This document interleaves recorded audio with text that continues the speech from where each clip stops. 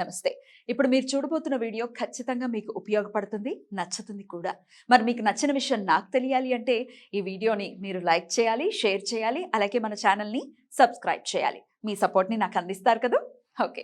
ఇప్పుడు వీడియోని స్టార్ట్ చేద్దాం. నమస్తే. Welcome to our channel. నేను కుప్ప పద్మిని. ప్రస్తుతంతో పాటు ప్రముఖ ఆధ్యాత్మికవేత్త, వాస్తు జ్యోతిష పండితులు, లలిత ఉపాసకులు, వాస్తు జ్యోతిష శిక్షణ నిపుణులు బ్రహ్మశ్రీ నానాజీ పట్నాయక్ గారు మనతో పాటు ఉన్నారు. మాట్లాడదాం. సార్ నమస్తే సార్. శ్రీమాత్రే నమః. ఇక కర్కాటక రాశి వారికి ఎలా ఉండబోతోంది సార్ ఈ 4 నెలల పాటు ఇంచుమించుగా? తప్పకుండా.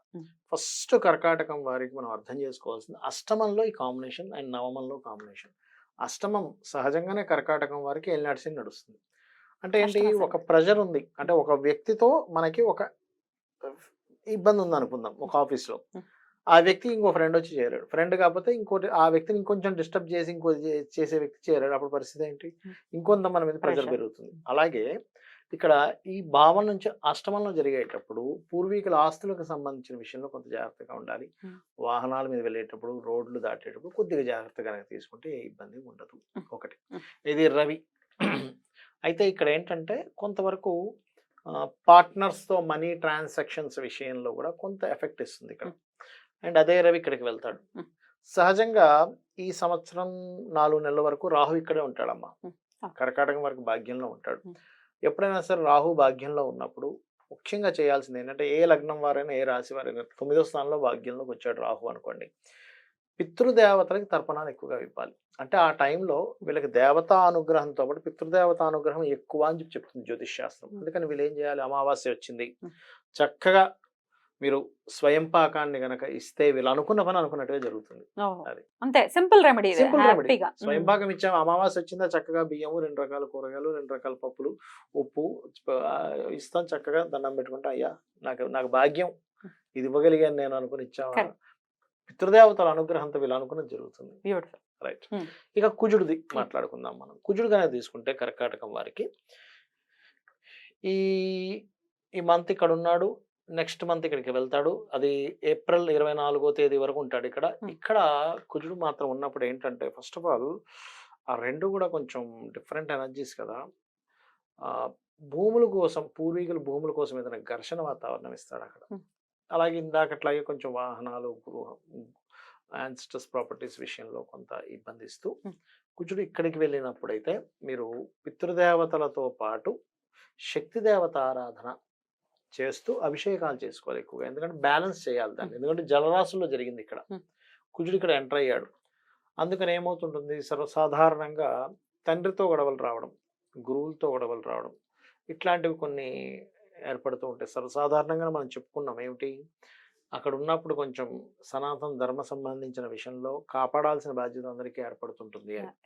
దానివల్ల ఏమవుతుందంటే, ఇట్లాంటి విషయాల్లో ఇన్వాల్వ్ అవ్వడం, కొంచెం స్ట్రాంగ్గా ఎట్లాగైనా సరే మనం కాపాడుకోవాలనే దానిలోకి వెళ్ళడం లాంటివి ఇస్తుంది కర్కాటకం. అలా వెళ్ళటం వల్ల వాళ్ళకి ఏమైనా హాని జరుగుతుందా, ఇంకా పేరు ప్రఖ్యాతలు పెరుగుతాయా? ఒకటే గుర్తుపెట్టుకోండి అమ్మా, బాహ్యంగా మనకి ఏదైనా చిన్న హాని జరిగినా కూడా భగవంతుడు ఎప్పుడూ కూడా ఏంటంటే, మనం ఒక సనాతన ధర్మం కోసం ఎప్పుడైతే పోరాడతామో ఖచ్చితంగా అతని అనుగ్రహం పూర్తిగా మన మీద ఉంటుంది.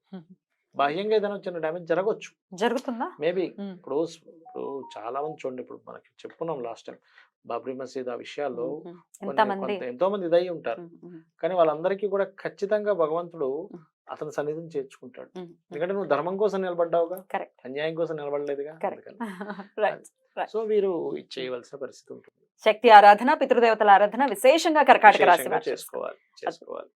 చాలా బ్యూటిఫుల్ గా ఎక్స్ప్లెయిన్ చేశారు సార్. ఇక గ్రహ సంచారం గురించి కూడా ఒక్కసారి మాట్లాడుకున్నాం సార్. ఈ రాశి వారికి ఎలా ఉండబోతోందో మీరైతే ప్రిడిక్షన్స్ అందించున్నారు. కానీ దేశవ్యాప్తంగా ఈ గోచార ఫలితాల వల్ల, అంటే ఈ సంచారం వల్ల ఈ గ్రహాలకి ఎలాంటి ఫలితాలు ఉండబోతున్నాయి దేశవ్యాప్తంగా కూడా ఒక్కసారి చెప్పండి. అసలు అలాగే గ్రహ సంచారం గురించి కూడా ఒక్కసారి చెప్పండి. షూర్. యాక్చువల్గా ఈ రోజు ఇది వేయడానికి కారణం ఏంటంటే, మనం 1.5 months బ్యాకే మనం చెప్పుకున్నాం ఇది కొంచెం ఈ గ్రహాల యొక్క కదలిక ఇలా ఉందని. కాకపోతే ఏంటంటే, కొంతమంది నన్ను పర్సనల్గా అడిగింది ఏంటంటే, ఎందుకండి ఒకసారి మాకేమైనా ఎక్స్ప్లెయిన్ చేసి చూపించగలరా బోర్డు మీద అని అడిగారు. అందుకని చెప్తున్నాను. ఫస్ట్ ఆఫ్ ఆల్ ఏంటంటే అమ్మ, గుర్తుపెట్టుకోండి, ఎప్పుడు కూడా రవి కుజులు ఉన్నారు కదా. రవి కుజ అంటే ఏంటంటే, రవి అంటే ఒక ఎనర్జీ ఇచ్చేటువంటి ప్లానెట్, కుజుడు కూడా ఎనర్జీ ప్లానెట్. ఈ ఎనర్జీ ఒక్కొక్కసారి పాపగ్రహాలతో కలిసినప్పుడు ఏమవుతుందంటే మిస్యూజ్ అవుతుంది. ఒక కత్తి మనం చక్కగా కూరగాయలు కోసుకొచ్చి ఆపరేషన్ చేయొచ్చు.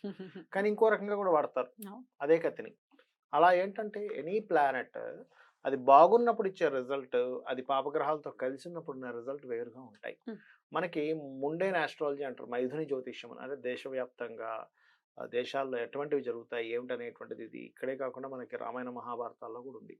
అందుకని నేనేం చెప్తున్నానంటే స్పెసిఫిక్‌గా ఈ రవి, కుజుడు వీటి మీద నుంచి ప్రయాణం జరుగుతది. ఈ 3 నెలలు. హ్మ్. ఎలాగా కుంభం నుంచి హ్మ్. మీనము మళ్ళీ హ్మ్. మేషంలోకి వెళ్తారు. హ్మ్. ఇలాంటి సందర్భంలో అయితే లక్కీగా ఏంటంటే కాలసర్ప యోగంలో గురువు బయటున్నాడు. ఇదొక లక్. గురువు అవునా? గనక లోపలుండి ఇంకా దారుణంగా ఉంటుంది ఇది పరిస్థితి. మొత్తానికే కాలసర్పం అయ్యేది. అయ్యేది. ఆ! గురువు ఒక బయటున్నాడు కాబట్టి కొంతవరకు జీవులు కొంత సేఫ్‌లో ఉంటారు. కానీ హ్మ్. జాగ్రత్త ఉండాలి ఏ విషయాల్లో.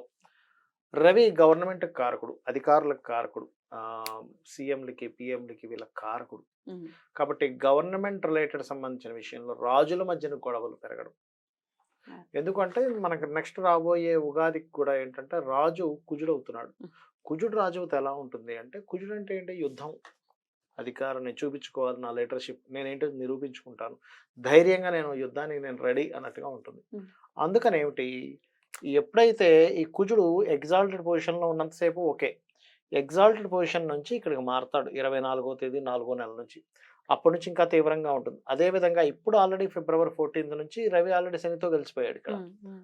అందుకనేంటి పర్టిక్యులర్‌గా ఇక్కడ జరిగేటువంటి విషయాల్లో కొంచెం లీడర్స్ మధ్యన గొడవలు, పోలీస్ డిపార్ట్‌మెంట్ సంబంధించిన విషయంలో కొంతవరకు స్ట్రెస్ పెరగడం కానీ, డిఫెన్స్ మిలిటరీ వాళ్ళకి ఇబ్బంది రావడం కానీ, మత కల్లోలాలు జరగడం కానీ, ఇటువంటివి ఎక్కువగా మనకి ఎప్పటి వరకు ఉంటాయి?